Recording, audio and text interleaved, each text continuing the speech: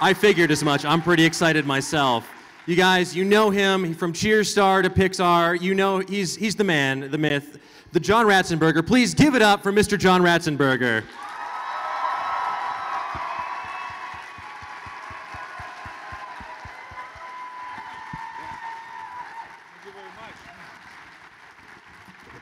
I take it this is for me? Yes, yes. Oh, good. Thank you. That'll fit in my suitcase Yeah. just nicely. Thank you. Thanks for being here.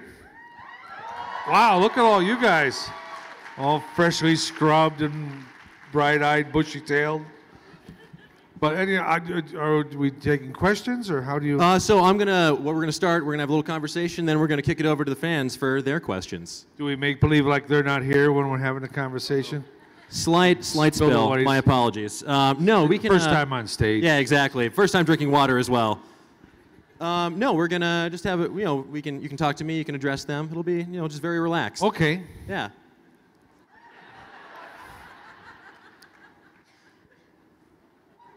So you've Go ahead. yeah. So you've had a very long and storied career, but I've had a long and storied career. yes. There's no debate about that. But where did it all start? How did you first get into acting? When did you first get the bug, as it were? Wow. I was a carpenter. Believe it or not, I was working all through New England. I was a journeyman carpenter. I actually helped build a stage at Woodstock. Ooh. And just after that, I made my way over to England. I went to visit for 3 weeks. And I ended up staying 10 years. And I was working as a carpenter when I first got there, and at a little theater in South London called the Oval House. And I was building something in the back there, the new ticket booth or something. And there was a theater group that was rehearsing, very, very political, very left-wing, down with the government, down, all this nonsense. And so I was watching them rehearse, and I said to the guy who ran to the theater, I said, "Do they get paid for this?" He says, "Yeah." I said, "You kidding?" I said, "I could do better with a sock puppet." And that's how I started. Fantastic. So I still have the sock puppet. So if your IMDb page is to be believed, your very first role was as patron in The Ritz.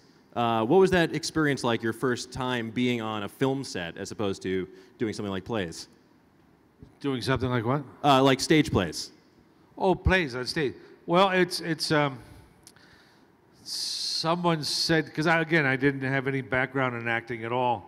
And Richard Lester, the director of The Ritz, he's the guy who did the Beatles movies too. Wonderful guy. And I went into for an interview. He said, "Can you ride a bicycle down a flight of stairs?" And I said, "Oh yeah, absolutely I can." Who can't? So we ended up doing the movie, and there's no bicycle down the flight of stairs. And the last day of shooting, I said, "Well, what are we going to do with the bicycle?" He said, "Well, we're not going to do any bicycle. I just wanted to see what you'd say." So apparently I said the right thing. And during your time in London, you were there about 10 years, you said? I was in London for 10 years, yeah. Wow. And I believe you were in something like 28 films during that period? About 28, yeah. Because the dollar was very strong against the pound at the time, not like it is today. And so there was a lot of American films being made over there. Bridge Too Far, Empire Strikes Back, Superman 1 and 2, Gandhi, and on and on. So, and I was the right height, weight, age to be in a uniform. And so pretty much every film, even Cheers, come to think of it, so I'm America's leading uniformed actor. Yes, there you go. It's quite the distinction right there. Everyone loves a man in uniform. Yeah, exactly. Yeah. Well, do you have any behind-the-scenes stories or anecdotes from your time on films like Superman 1 and 2 or Empire Strikes Back? Sure, plenty of them. I can't tell you. Oh, rats. I wouldn't want people telling stories about me. Well, actually, there was one when I was doing Bridge Too Far. Was with Robert Redford, and our trailers were right next to each other. So every day we're called to the set at the same time, and nobody obviously knew who the heck I was. I was some young actor from London, and so all the local people would be gathered around. As soon as we stepped out, they would all rush over to Robert Redford for his autograph, obviously. And I, stroll onto set, and we'd wait for him to sign the autographs. And very, very nice gentleman. And so the last day of the shooting for me was when my face gets blown off. So I had to get there 2 hours earlier, so while they put all this stuff on my face, and looks like this side of my head was just gone, and till like half the people you see here today. And so you couldn't recognize who I was. So anyway, the call comes to go to set. Like every other day, I step out, Robert Redford steps out. Everybody goes to rush Robert Redford, and they look, and they say something in Dutch, and then they all rushed over to me. You can't recognize me. But they're all rushing to me for my autograph, and I don't know why. But I dutifully signed all the autographs to Robert Redford anyway. So just so they wouldn't be disappointed. So I have to imagine those are almost worth more than a Robert Redford autograph at this point due to their rarity. Those would be rare ones, yeah. Yeah. Yeah, yeah. Now, your character in Empire Strikes Back, Major Bernd Derlin, did he survive that film? I don't recall offhand. Yes. So I don't know why I'm not doing this one they're doing now. I was going to say, where... Sure. I mean, I could be a Can senior we expect you in advisor. episode 7? What's that? Can we expect you in episode 7? That's what I want to see. Is that what they're filming now? Yeah. Who's in charge? J.J. Abrams. Give him a call, will you? Anybody got it?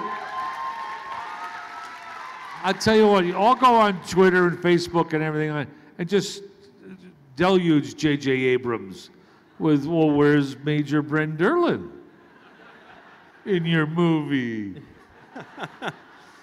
That'd be good. That'd be funny. Yeah. So get the hashtag #BringBackDerlin going right after this.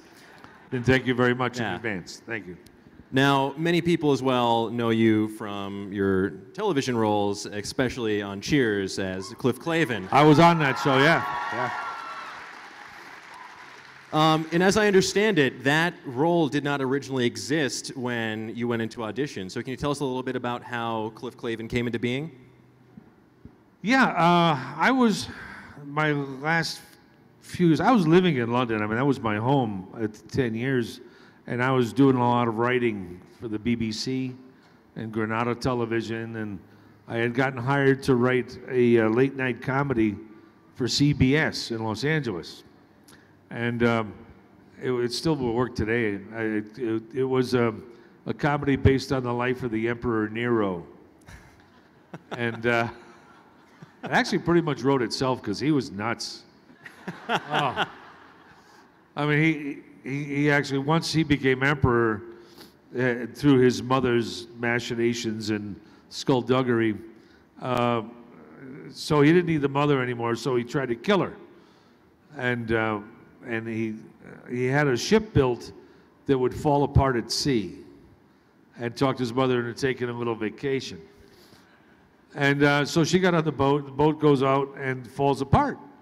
And the captain of the boat thinking, wow, if I save the emperor's mother, he'll make me an admiral. So he swims to shore with the old lady, thinking, wow, I'm going to get a medal at least. Nero takes off his head on the spot. Right there. Okay. But anyway, so it was easy. But it was after I finished writing that, someone said they said, you're from New England, aren't you? I said, yeah, I'm New England.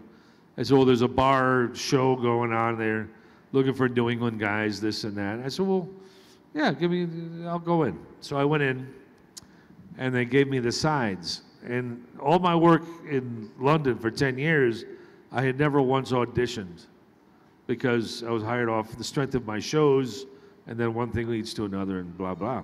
And it's a different system. So I walked into the audition room, and they'd hand me a piece of paper that, it's the sides. And I had it in my back pocket. And so I walk in the room, saying hi to everybody, and they're sitting in a semicircle. And so I'm looking around like this. And Jimmy Burrows, the director, he says, what are you looking for? I said, a chair. He says, you're not here to chat. I said, you're here to audition. And I felt all the blood just drained from my body. Because I didn't know audition. I thought we were here just to chat and have a cup of tea. So I took out the sides from my back, and it was just horrible. It was just horrendous. I really stunk up the room. And as I was leaving, the casting director had his hand on my back, saying, "Thanks, John." And my 8x10 was already floating in there to their wastebasket. And I just turned around. I said, "Do you have a bar know-it-all?" And that was the writer part of me, really just trying to help. I figured, all right, I blew the acting thing. I'm going back to London. Who cares? You know, I was living a nice bachelor's life there, going to Paris for the weekend, and, you know, doing all that stuff. So last thing I wanted to do was live in L.A. But I said, "Do you have a bar know-it-all?" Because every bar in New England, being a native, I said, there's one guy who's a horse's behind who says things with such authority that everybody defers to him when there's a bar bet or a question. But you have to say, and they said, it was Glenn Charles, remember, said, "What are you talking about?" And I said, "You know, the kind of guy," and I picked up something from their desk, I forget what it was. Maybe it was a pen, a Bic pen, let's say. And I said, "You know, originally the Bic pen was called the Biche, because and I started using this voice that was a copy of the father of a friend of mine growing up in Bridgeport. And he was really a horse's butt. And because he'd come in the room, here we are, 8, 10 years old, he'd go, "So, all right, you guys are going to take your bicycles out today. Stick to the left-hand side of the street before you cross. You look right, you look left, you look right, left again. Make sure." And he would go on and on and on and on. And even as a kid, it was hysterical. I can't look at him in a straight face. So I used his voice in this, you know, it's the brothers were called Biche, and then someone explained to them that Biche in American doesn't mean the same as it does in France. And so they changed it to Bic, you know. And anyway, that's actually a true story. If you look it up, you'll find that is a true story. So I did something like that made them laugh enough for me to escape with my dignity. And that's how I got Cheers. So they just wanted to try the character out for a couple of episodes. So 11 years later, maybe it was a clerical error, I don't know. But I was still there, slugging away.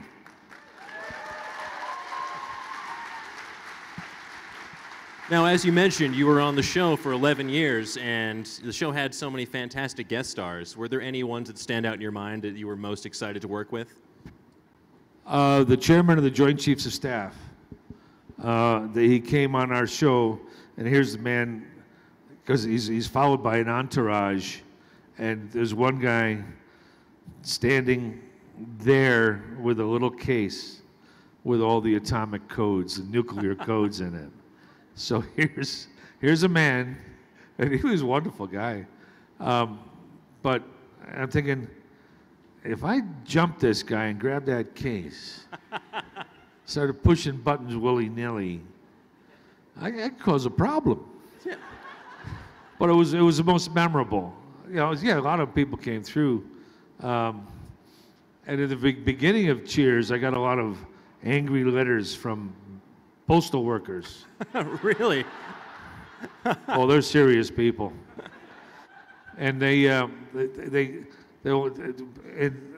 would quote the passage in the postal code saying, "I'm not supposed to be in a bar with my keys," because I had the chain with the keys, because it opens apartment buildings and mailboxes, and then so basically, what am I going to do? So I ignored them, and a couple years later, the Postmaster General of the United States was on our show, so I guess all was forgiven. But yeah, there was quite a few came through, yeah. Fantastic. And you also actually directed several episodes, correct? I did, yeah. The last 5 years, I directed Nice. a bucket load, yeah. So what made you want to hop behind the other side of the camera as well? Because I knew what I was doing. Fair enough. Fair enough. Well, see, what happened was that, because sometimes you had guest directors, and a lot of times people come from the technical end, and they don't know how to talk to actors, or they get nervous. And but right from day one, I'd kind of, because my background was physical comedy, and as gently as I could, even from year 2, I'd say to one of the actors, you know, if you stretch a little bit this way, then it's going to be a better laugh than doing. But you do it in such a way which try not to be obnoxious, which I am anyway. But so after a few years, then there was Ted Danson said, you know, let John direct some of the shows, and so it was Ted's fault. So I directed a lot of sitcoms after that too, and if you have any sitcoms you want me to direct, just let me know, will you? So do you have plans to do more television directing? Is that something you'd like to do? I never have plans. All right. If it happens, it'll happen. To do anything. I really don't. My whole philosophy is just get out of your own way. Just, you know, it's like archery. Yeah. Which is actually a sport that I do. And I'm not being Cliff, but I've been an archer since I was 12. And that's one of the things I learned with archery is you don't think about it. Your mind and your body know exactly what to do. Your job is to get the hell out of the way. Nice. So no, I don't expect anything. Okay. If the phone rings tomorrow, it's a good day. Now, with a show like Cheers, it's interesting because it's had something of a second life now, thanks to DVD box sets and being able to stream it on Netflix. Yeah. What do you think makes a show like this, you know, so enduring after all this time? Writing.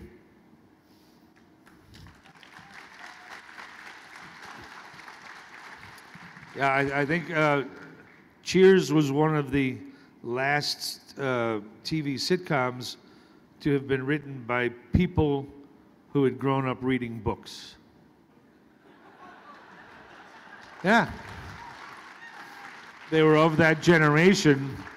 Well, you know, when they were kids, there wasn't a lot of TV. Certainly there wasn't any video games. So you actually went outside and played, you climbed trees, and without knowing it, we're problem solving. You know, fixing our own bicycles. So you're experiencing more as a child, and you bring more to the game as an adult by virtue of having done that. And now a lot of the TV writers have grown up having watched a lot of television, and it reflects that. Mm-hmm. Gotcha. Well, moving on to... do you mind if I'm standing up while you're sitting down? No, it's... do you mind that I'm sitting down? Don't mind, is it a weird stage picture? It's because I always wanted to be a fireman, and I want to be ready. No, that's not the truth. But go ahead, sorry. Yeah, I wanted to move on and talk a bit about your work with Pixar, which I'm a big fan of. You've been in all of their films. You know, I've been in all of their films. Yeah. How did this come to be? How did this come to pass? I have no idea.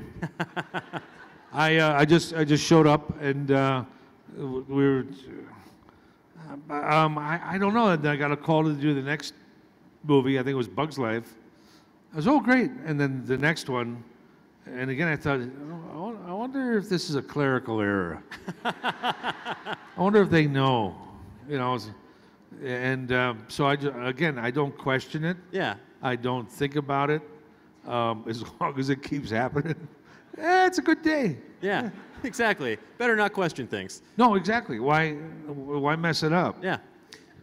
So when it comes to voice acting compared to live action work, do you find you have a preference, and what sort of challenge does voice acting provide compared to, you know, just being physically on screen? It's easier. There's no heavy lifting involved. You know, you don't have to pick up cases of soup or move a refrigerator. But the only difference is that, you know, when you're live acting and you're running, well, you're running, and you. So when you're voice acting, you're standing there, and so all that running goes on in your head, and your voice has got to reflect it. Well, it's not a. I mean, I know actors get on talk shows and say, "Oh, it's horrible. I have to wake up at 5 in the morning and go to makeup for 2 hours." I sit there and think, so what? You got a limo taking you to work. Someone's there with a cup of coffee for you. You know, what's the big deal? Again, there's no heavy lifting involved. It's indoor work, you know. So, but I think anybody that can make a living in this business is truly blessed. Truly, truly blessed. So, you know, with Pixar, if they want their hedges trimmed, I'm there.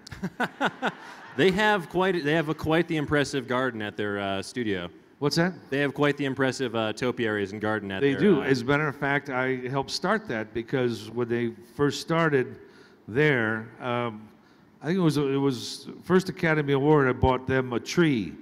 And I said, okay, for every Academy Award, you know, or for every award or whatever, I'm going to buy you guys a tree to plant down here. And then when I got to like the forest level, I said, you know, guys, they're going to back off this award thing. So I stopped buying them trees. Now I send them, you know, pieces of meat. That's all. It's the thought that counts. Yeah, exactly. So of all the Pixar roles you've done, do you have a favorite that stands out in your mind? P.T. Flea I always enjoyed. You know, Flaming Death. He, because he's so avaricious, you know, he'd sell his grandmother for an extra $1. And he always reminded me of a race car. You're either on the gas pedal or you're off. There's no gray areas for P.T. Flea. And when you meet people like that in real life, it always cracks me up. Because there are people like that. They're just, okay, you know, got to make a buck. And you think, I wonder if this person sleeps. You know, what do they do on vacation? You know, do they lay in the sand for 10 minutes and then start selling drinks up and down the beach? So it always cracked me up, that type of character. So P.T. Flea I like. Yeah, Nice. Yeah, I'm a big fan of A Bug's Life, too. You don't realize until years later when you're a child seeing it that it's essentially Seven Samurai with anthropomorphic bugs. Oh, yeah. Or the Magnificent Seven. Yes. Off the Seven Samurai. Correct, yeah. Boy, there were some actors then, huh? Oh, yeah. Magnificent Seven, Lee Marvin. Anybody remember Lee Marvin? I mean, this guy if he was in the back of a scene, like standing over there, and if Spencer Tracy and somebody else is here, you're watching Lee Marvin. It's like, wow, what's he going to do now? And he was doing nothing. It was just fascinating. He was actually a Marine. He was in Iwo Jima.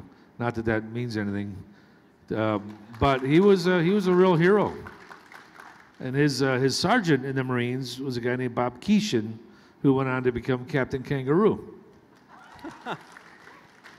And now that I'm on Hollywood Trivia and War Heroes, the most decorated war hero of World War II in America was a guy named Audie Murphy. The second most decorated war hero in America was Tom Poston. Tom played the gardener handyman on the Bob Newhart show. I don't know if you... It was all a dream. But he was the second most decorated war hero of World War II, and he never talked about it. So anyway, that's something you're not going to get from the other actors. You know what I mean? So. Bringing things back to Pixar for a moment, I just wanted to know if there's anything you can tell us about your roles in the upcoming films, The Good Dinosaur, Inside Out. Inside Out, yeah. Inside Out, it takes place... Pete Docter is writing it and directing it, and he said when his daughter was 9 years old, he'd always say, "What goes on in her brain?" And so the next Pixar movie takes place in the brain of a 9-year-old girl. Inside Out. Excellent. And before we turn it over to fan Q&A, I know a lot of people might be wondering, is that, there's probably a lot of aspiring actors, performers, creative types in the audience. Yeah. You have a piece of advice that you would give to an aspiring actor, or maybe something that you wish you knew when you were first starting your career that you know now? Tons. As a matter of fact, everybody familiar with Laurence Olivier? Now, those people who just clapped later on explain it to those who didn't. But Laurence Olivier at the time, this is back in the 70s, 80s. He was considered the greatest actor probably that ever lived. And if you see any of his movies, you'll see why. But I was doing a film at Pinewood Studios. And I came out for lunch one day and I looked in the parking lot and there's Sir Laurence Olivier sitting on the trunk of a car. In England they call it a boot. I don't know if you call that in the same Canada. So he's sitting on the car and a buddy of mine, a guy I knew pretty well, he was sitting talking to the Sir Laurence Olivier. And I was like, wow, he's talking to Jack's talking to Sir Lawrence. So we'll go to lunch and then I see the guy later. I said, what were you talking about? This greatest actor ever. He said, well, I asked him, what advice do you have for a young actor starting out? And Sir Lawrence did some chin scratching on it and finally looked at him and said, never leave your wallet in the dressing room. So, and it's so true. It really is. I mean, they're actors. Who's going to trust an actor, to leave your money alone? As soon as you're on stage, you're going to be going through your stuff. So, but the other piece of advice, and because I did this myself, and it doesn't matter whether you're going to be an actor or go to college and study medieval history, get a skill that no one can take from you, like carpentry, or welding, or electrician, or plumbing, because no matter where you go, you're always going to have work, always. And then you can, go ahead, be an actor, but that's what kept me alive for so long between acting jobs and this and that. So I never, I never had to line up and rely on the government for my survival. But I always had a skill, and I told my kids the same thing. So, my son, who's very well decorated with degrees and whatnot, he actually is a pretty good plumber, and he probably makes more plumbing than he does in anything else. But I always say that to young people. Yeah. Just whatever it is. Could be cooking, could be sewing, but have a skill that nobody can ever take from you. Yeah, definitely some words to live by right there. Yeah. So guys, right now we're going to open it up to fan Q&A. We have 2 microphones in either of these rows. Look at that. There are actually people out there. Yeah. I thought that was a soundtrack. Yes, you ma'am on the left. Oh, okay. Oh, sorry. Yeah, you go. This is your call. Yes. Hi, John. I'm a huge fan. I have been for years. Your work is amazing. So I have 2 little girls at home, and we watch Pixar movies like crazy. And as soon as I heard that you were in every Pixar movie, now it's my game to figure out which character you are, because it's not always obvious, which I think is the beauty of it. Which is your favorite small role that you've voiced? Some of the credits aren't even on IMDb. So which of the small voice roles that you've done was your favorite and why? The one that comes to mind is, because you don't know right away it's me, is Mustafa in Ratatouille. Yes. By the waiter. Yes. I know. They likes the soup. Because he was very jowly, so I had to put that into the. Had to put that into the voice. Thank you very much. It was You're welcome. wonderful. Thank you. Yes, you, sir. What's your name and what's your question? My name's Brad. Actually, a 2-part question. First of all, as a result of playing the very famous Cliff Claven, did any future career work, after playing Cliff Claven, any future career work that you did was the result of playing Cliff Claven an advantage or a disadvantage? And second question is, what's your favorite Cliff Claven know-it-all fact? Well, it's tons, because I made up a lot of those lines. Because I invented the characters, so they figured. It was actually the second year where I thought, boy, I can come up with a better line than what's written here, but you don't want to insult anybody, and you know the writers are going to say no. So I'd wait until the audience was in, and the cameras were rolling, and I'd throw in a different line. And because the audience would crack up, I just could say nothing. I'd warn the other actors though beforehand. I said, I'm going to change this a little bit. But yeah, I get typecast. I mean, there was a very serious part I went up for in a movie, and what came back was, and I remember making, it was a very serious scene. I remember making everybody in the room cry, and everyone was weeping. I thought, oh, okay, that's, all right, I did my job. But what came back was, because I'm so identified as Cliff, that as soon as I walked on the screen, people would start laughing, and it would ruin the tempo of the scene. And they're absolutely right. That's absolutely right. And I would have made the same decision. So yeah, it's got advantages and disadvantages, but again, I don't lose a lot of sleep over it. If it's going to happen, it's going to. So a lot of it's in God's hands. It's nothing to do with me. I just show up, do my job, and go home. Okay, so can you tell us a fact about the moderator then? So what, you tell a fact about him? Sure. Yeah, well, his parentage is Northern European. His great-great-great-grandfather was Knut Svensson, and he was an itinerant rope maker in Reykjavik. So, but that's kind of obvious anyway. Cool, thank you. Yeah, and that's his nickname, Knut. I actually am going to Iceland next week, so I'll have to say, stop by the old family homestead. Okay. Right? Yes. Life is wonderful, isn't it? You, sir. Hi, John. In Spirited Away, you got to improvise a song for your character to sing to No Face. I'm just wondering if Miyazaki ever met you and had any comments on the song that you improvised.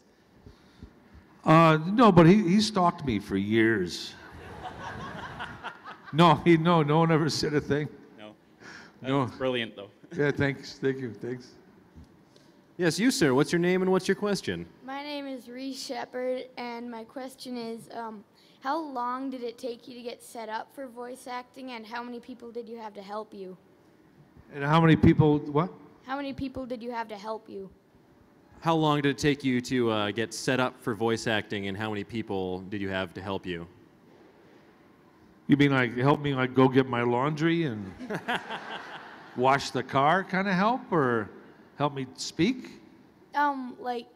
Agents? How did you get into voice acting? No, like agents. Oh. No, it had nothing. It was, see, there really isn't such a thing as a voice actor. As an actor, you're an actor. And again, going back to what I was talking about before, it's like being a plumber. You walk into the house, you got a bag of tools. All right, you don't know what the problem is yet or what the job is, but you're ready to handle anything. You want me to put in a water heater, fix the washers on the sink, put in a new shower head? I can do that. Same thing with an actor. You should be capable of coming up on stage and performing, going on radio and performing, doing voice work, voice acting, film acting, which is a whole other different technique. But that's your job as an actor. So there's really no distinction. There's no, like a club, like, okay, all voice actors stay there. They're actors who happen to, do well in voice work. And with me, it was just simply a phone call. They called my agent and said, would you like John to voice this pig character on this film called Toy Story for a company named Pixar that nobody had ever heard of? Well, it took me like 5 or 6 seconds. I said, yeah. Again, it was just like, sure, why not? I mean, I didn't see a script or anything, but I kind of like the idea of it, and it sounds like fun.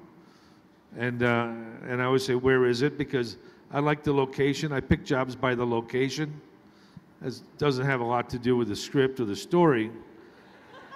But if you're shooting a lousy film in Bermuda and a great film up in, Timmins, Ontario,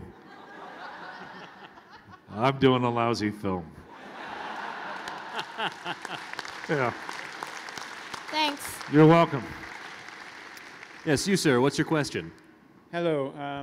My family, we've grown up on you, all your movies, so it's a great honor to meet you, and I think we're all looking forward to Incredibles 2, so take that back to Pixar. I'm glad they're finally making it, but have you had any creative input on the Pixar films? Sure. Yeah, they let me make up things when I'm recording and make suggestions. Absolutely, yeah. Because I think they know, whether it's Pixar, they kind of know that that's what they get, when I show up. That, I'm going to say, I'll give them what they want, but then I always say, well, let's try it another way. Just keep the cameras rolling. I want to try something different. And because I know it's from doing it for such a long time that you don't bother to ask them. Make them happy, give them what they want, and say, let me do one more for me. And most of the times, or some of the times, they'll use that one. Yeah, so you don't want to set it up as an argument, with philosophical machinations. Just give them what they want, make them happy, and then do what you want. All right, thank you. Sure. Is there an improvised take or a moment from one of those films that stands out to you? What, from one of the Pixar films? No, because the other thing is I always forget what's mine and what's theirs. I just, because it's just, I do it, and even on Cheers and a lot of stuff, I know a lot of this stuff is my improvising, but I can't tell you today which one it was. Mm-hmm. I don't know. I know there's one that didn't get into Cheers, where Woody, he's just broken up with a girl, and I say, Woody, life is like a little bird. If you clutch it in your hand too hard, you'll kill it. But if you release it, one day it'll fly back to you. And so I came up with a line that, again, the audience was there, cameras are rolling. He comes up, I said, Woody, life is like a little bird. If you hold it in your hand too tight, you'll kill it. But if you release it, and set it free, sure as heck some SOB will get it with a BB gun. And so I cleaned it up because I know there's kids in the audience. But and anyway, but it couldn't make it on TV. But it was, I love the line. Yeah.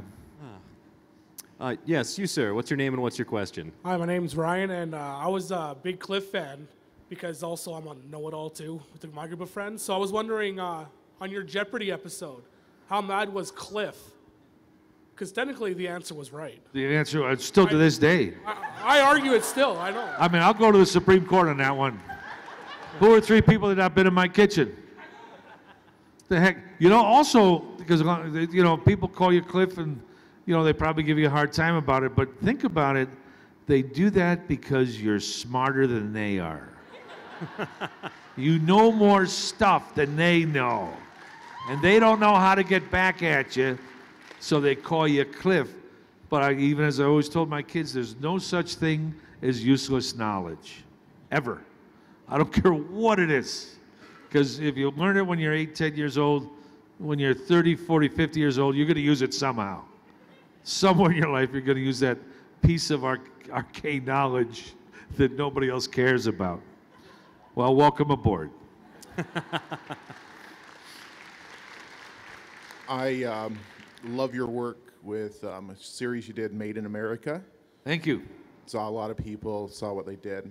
There seems to be a perception that actors somehow are different people, or their job is different or more important than what everybody else does. Would you care to address that, from your viewpoint? That their job is more important? Yeah, job important. Or that always cracked me up. Yes. I'm thinking, you see whoever it is, Alec Baldwin or George Clooney pontificating about politics. I'm thinking, they're actors. What are you asking them the question for? They live in a make-believe world. That's what we do. And it's always thought it was unfair how films and TV denigrate people that work with their hands. Like work in a factory or make something. because the people who make something are essential. We're not essential. You know, if Hollywood disappeared tomorrow, the rest of the world would get along just fine. You'd go back to shadow puppets or playing the ukulele, run a campfire. It wouldn't be that big of a deal. But if you're machinists and welders, you know, truck drivers, if they just decided not to work for a couple of days, civilization would grind to a sudden halt. Sure. So I always question that, because even when I go on these shows and they ask me a very heady, you know, question about, you know, the fate of Western civilization, I really want to say, I'm an actor. Why are you even asking me this question? So I go figure. It just doesn't make it. But I am adamant about, if you're an elected politician, I don't care if you're president, dog catcher, whatever it is, mayor, governor, you should be required to assemble a coffee table from, like, say, IKEA. Right? And if you don't have the common sense to do that, then what are you doing being my president? You can't figure that out? And we're going to put the fate of our nation in your hands? So anyway, but that's my own person. So when I'm emperor, that's going to be a rule.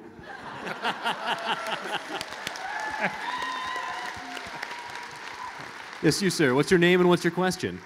My name is Leonard. I just want to say, Mr. Ratzenberger, thank you so much for coming to Calgary. You are amazing. Oh, thanks. It's just, it's a new suit. Hey, it's got a red on the inside. No, actually, this is one of my favorite, but thank you for that. It's very sweet of you. You're welcome. Now for my question. Wasn't it? No. Now if you could now play, you see why I'm not amazing. Go ahead. If you could play any other Pixar character, who would it be? Boy, any other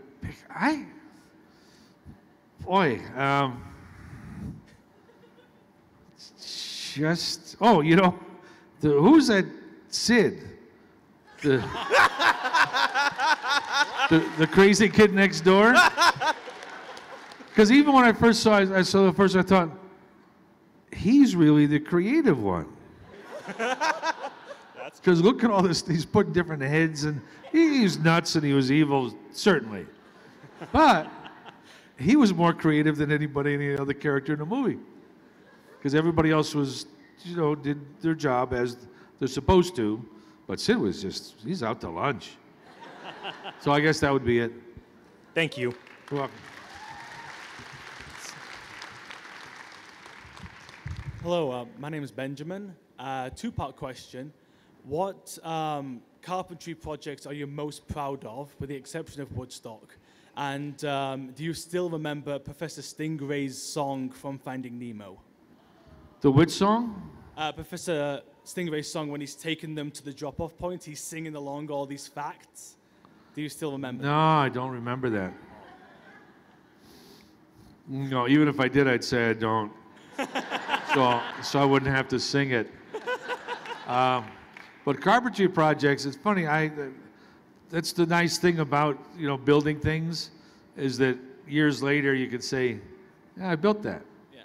And there was one house. It was actually an apartment building that there were. My mother lived, and when my children were much younger, and we'd go visit, when we turned this certain corner, I'd always slow down and say, "See that? I put the roof on that building. That was me. I did that." So the years go on, and every year, you know, we're going to visit my mom, and so finally they get to the age where as soon as we turn the corner, yeah, Dad, we know. But that was one of my proud. But I just built a nice sandbox for my grandson, and because I'm adamant about, I can say I'm a sandbox philosopher, that it's necessary for especially young children to touch things, feel things, and that's where you learn common sense. And the first thing you learn in the sandbox is not to eat sand. Have you ever see a little baby go there and they do that? You just learned something, kid. So that's why so again, when I'm emperor, there's going to be a sandbox in every yard. Thank you. Yes, Mr. Kenway. It is not Kenway, it No. is Firenze. There we It's go. not Amore at the Torre Firenze, signore. Do you two want to get a room? But really, my name is Darian. Hi, Darian. Could I just say... Tu parlo italiano? Mi chiamo Giovanni, non parlo italiano, va bene? Tu parlo inglese?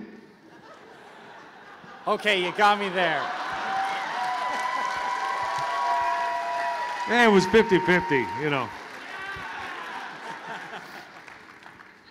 Anyway, as I was saying, your work is amazing. And as a voice actor, it's just phenomenal that you can do so many voices of so many characters.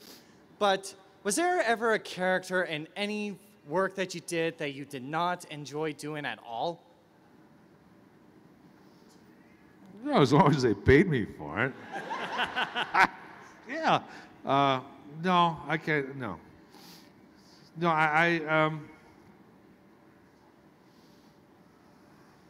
can't. No, I can make something up.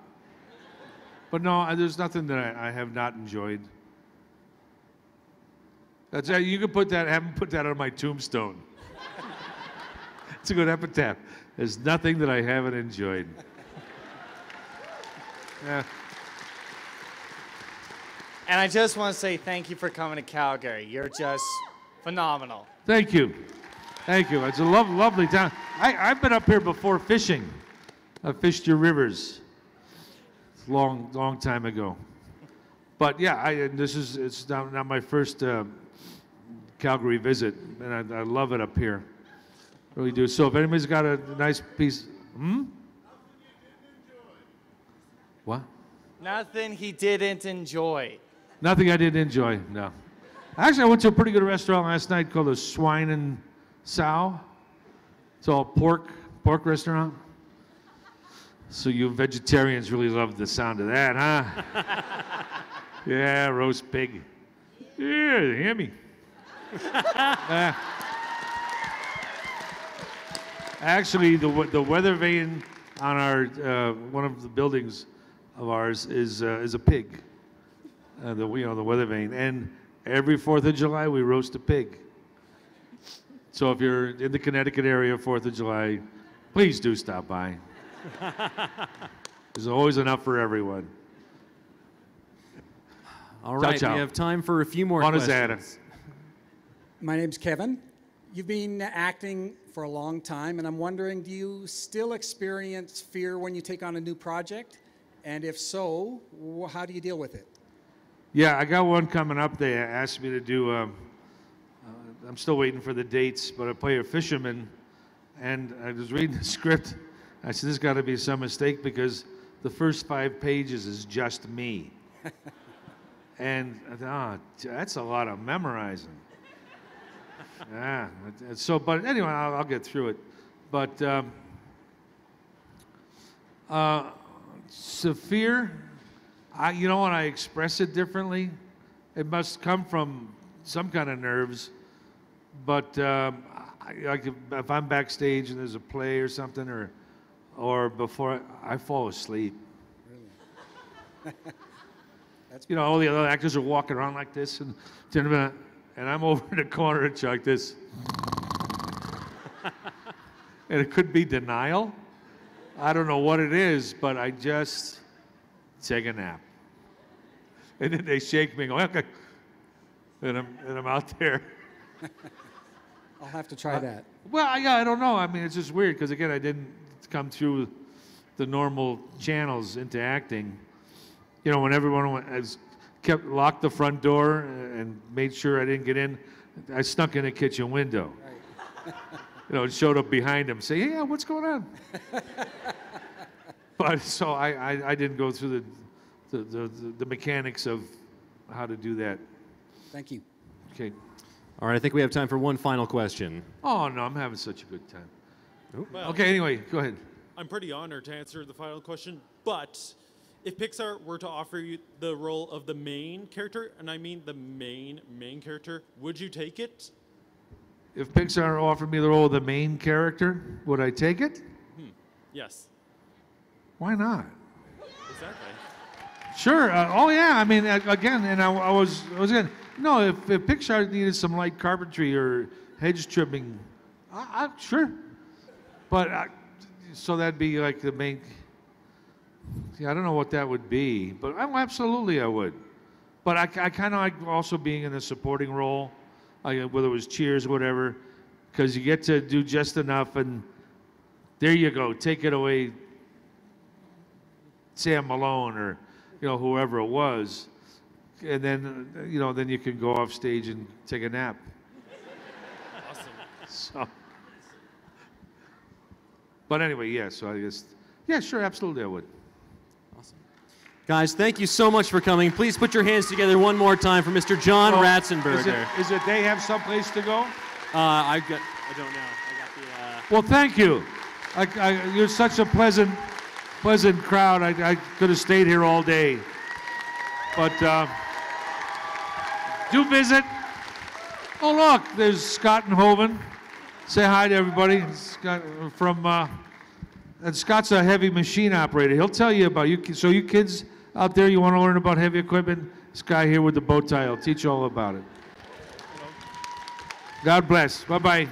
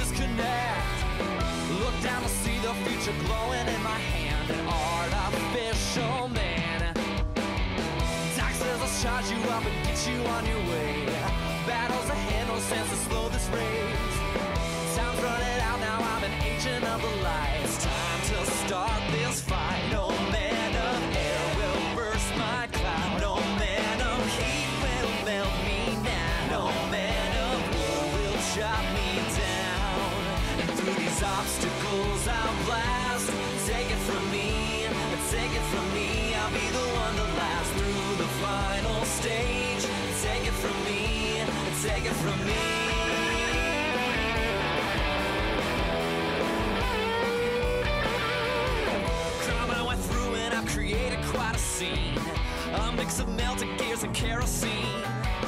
I only look ahead to see the final boss and never weigh the cost. No man of speed will slow me down. No motor glass can take me out. No water man can make me drown. And through these obstacles I'll blast. Take it from me, take it from me. I'll be the one to last through the final stage. Take it from me, take it from me. And when the music's through fading, it won't be too long.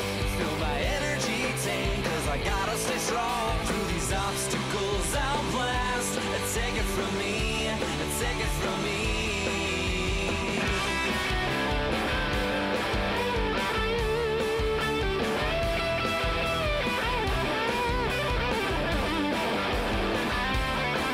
It's time to start this fight. No man of air will burst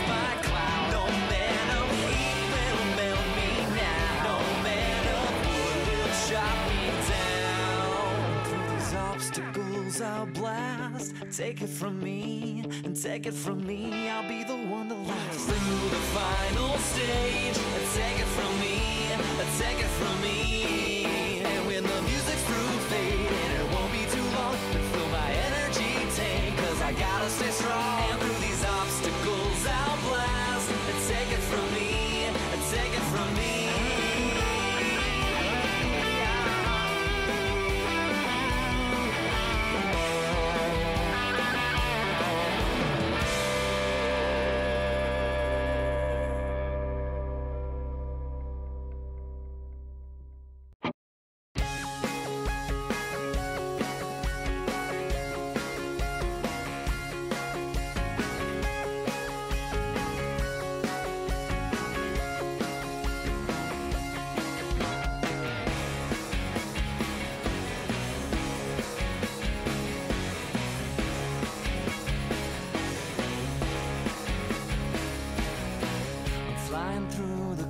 Space. It seems I've yet to find my place. I'm guarding 2814. I don't know why it's chosen me, but from the corner of my eye, I catch a glimpse of evil light. The fear tries to swallow me like I'm just some guy with an emerald. Ring capacity 90.1. Ring capacity 79. Ring capacity 68.5. And now I'm fighting for my life. Ring capacity 90.1. Ring capacity 79. Ring capacity 68.5. And now the trick's to stay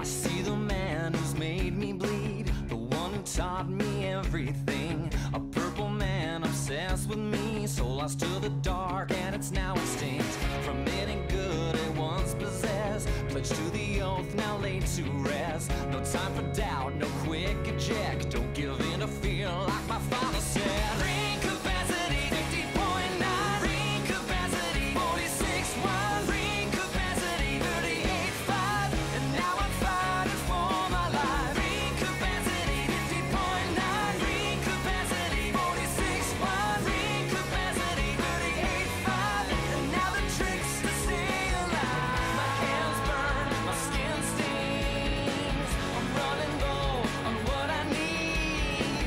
A glass of light, my last recourse. I find my way to the power source. In brightest day and blackest night, no evil shall escape my sight.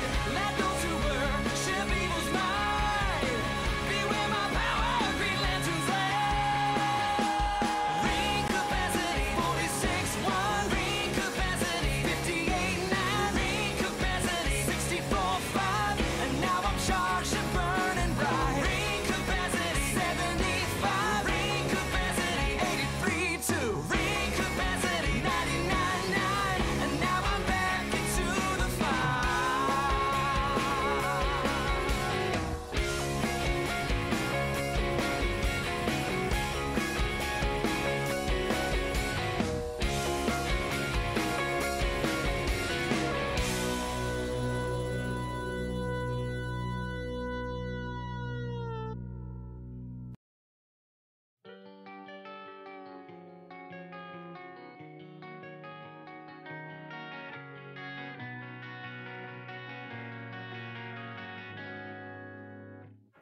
There's a tendency to lose yourself inside a show. How it happens, yeah, nobody knows. Like a lever flips, and then all the world it disappears. And there's more to watch, it seems, every year. And when I say I'm not tired, you say okay.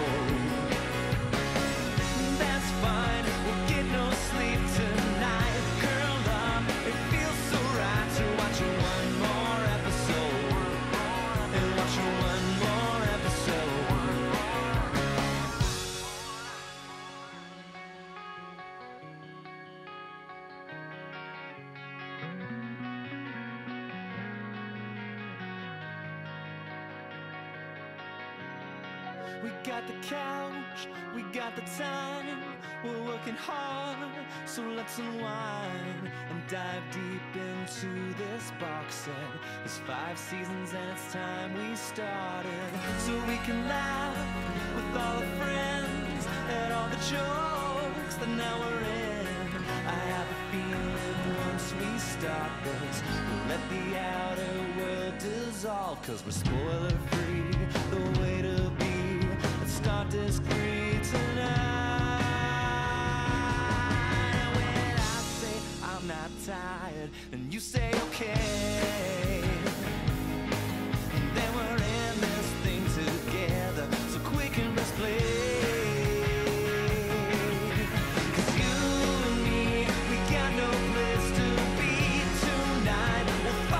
Dawn and watch one more episode, and watch one more episode.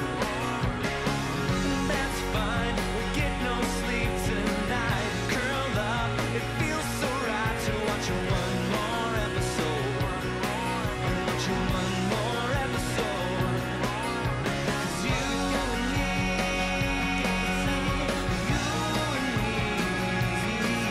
watch one more episode.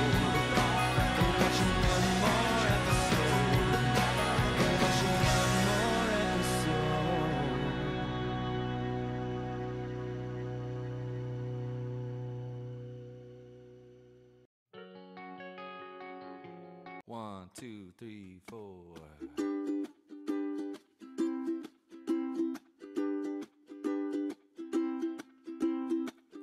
I've been riding flagpoles to make you mine. I've been collecting coins since the birth of time. You've always been my main attraction. Sweet peach, you're my satisfaction. And underwater chasing squid into the great below. Stopped every single Cooper so that you know. I hope that you still have that pink dress, my one and only little blonde-haired princess. But what the hell is this? You're in another castle, it would seem. I'm getting sick of this. The truth, are you avoiding me? So please a touch, a sign to show me that you're mine. My heart breaks more when I find out every time. A mushroom head tells me that you're nowhere to be seen. I wonder if you think that my clothes are strange, or wearing overalls every single day. The dirty biz my job entails, saving you wearing raccoon tails. And when I'm spending time with my younger bro, he always asks me why, and I never know. I put my life in danger for you, probably 'cause one day I hope to. Hey, what the hell is this? You're in another castle, it would seem. I'm getting sick of this. The truth, are you avoiding me? So please a touch, a sign to show me that you're mine. My heart breaks more when I find out every time. A mushroom head tells me that you're nowhere to be seen.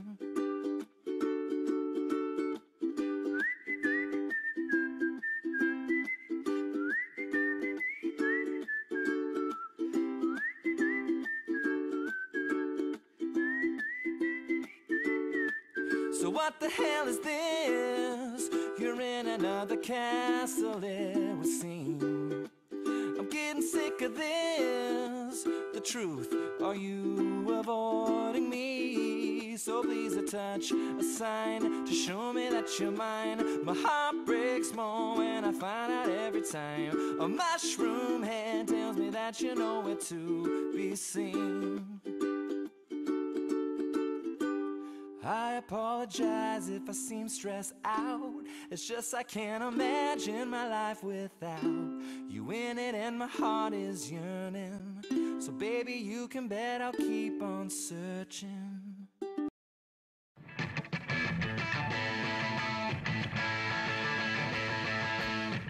I thought it was done.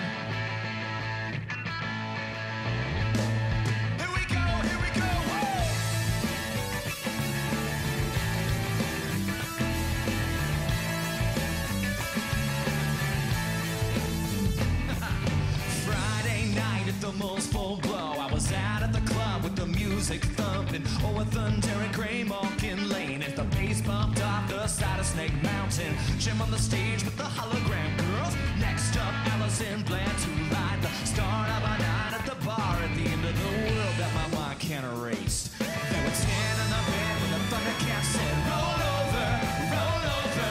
They were 9 in the bed when the Amazon said, roll over, roll over. So they all rolled over and both fell out. Then they hopped in the jet with the growl and bout, roll over, roll over, roll over, roll over. Final call came, there were shots all around with the gummy bear juice and the get up explosion. Feeling alright, we broke into the night. A dagger had it in on transportation. Where they go next, some said, some said, some said. But I knew in my head that those itty bitty bears wouldn't do. So we traveled to my place. There were 8 in the bed when the tiger shark said, roll over, roll over. There were 7 in the bed when the rescue rangers said, roll over, roll over. So we all rolled over and both fell out. It was back to the sea and the trees for now. Roll over, roll over, roll over, roll over. Not 1, not 2, but 3 Powerpuff Girls. We were in the cloud plus some back shiny Bravos. Dance on my pants with the fly pepper in. Who get massage in my hand, I took her to my land. She's like the Fred Flint, she's Diana Prince. I could be the Bruce Wayne crusade in these shits. And then the 4th one, oh, she looks like Daphne. Night's still young and my carpet's shaggy. Morgan Dorfman, she's so sarcastic, asking me, baby, how's it shoot if it's plastic? We could spend the day in Lawn Taylor set sail. How could I be the one in this fairy tale? Go! 6 in the bed when the fellow girl said, roll over, roll over. And there were 5 in the bed when the cuckoo girl said, roll over, roll over. And there were 2 in the bed when the squirrel girl said, rock, rock, rock, rock, rock, rock. So they all rolled over and 1 was left. And we cuddled through the night with the head on my chest. I didn't even hear her leave till I was snoring, cause she had to go to work cause it was Saturday morning. Go, go!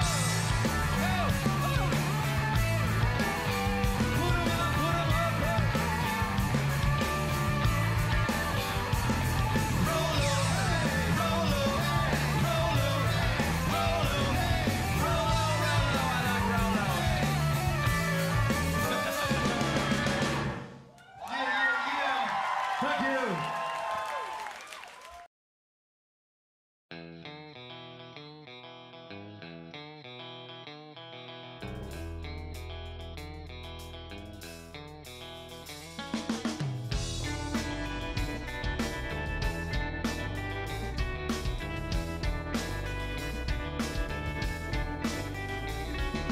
Just last week I was feeling lucky, so I bought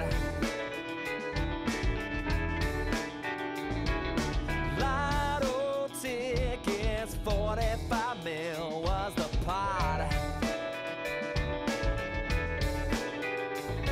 and I won it, didn't believe it.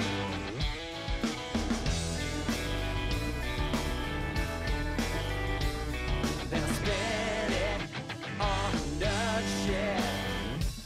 So I bought some Rebro and a golden wrap lasso and a Star Town condo. Got my phones and a Mantium Bondo in it.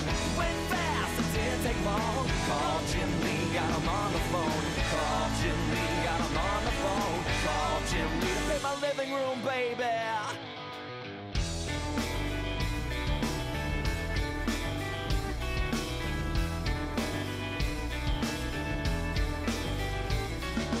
I had no idea zoning codes and permits were so hard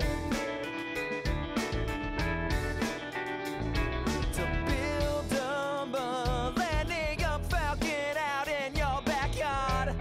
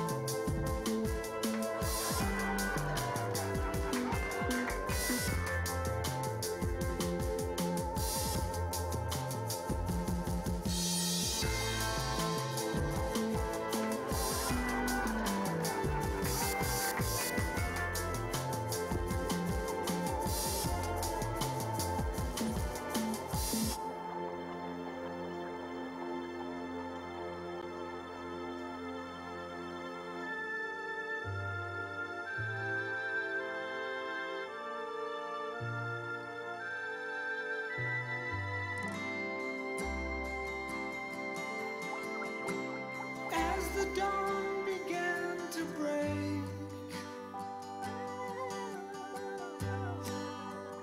I had to surrender. The universe will have its way.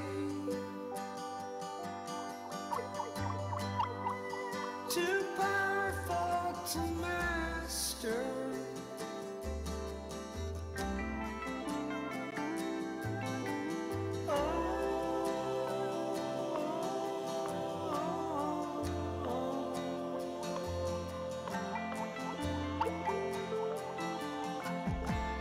What is love?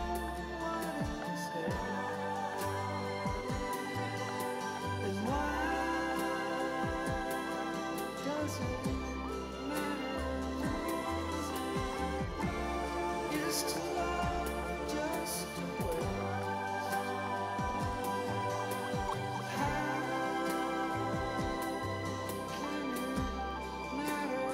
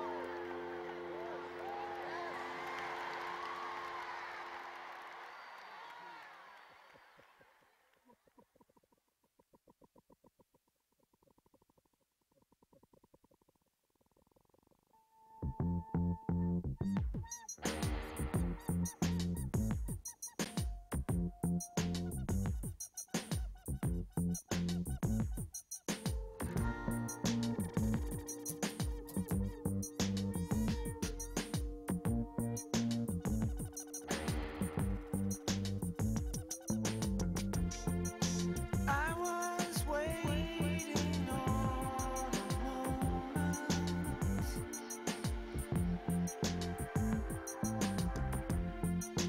but the moment never came.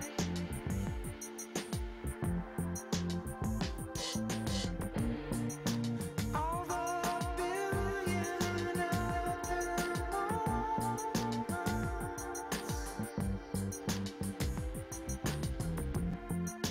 we're just slipping on. Hi, everyone.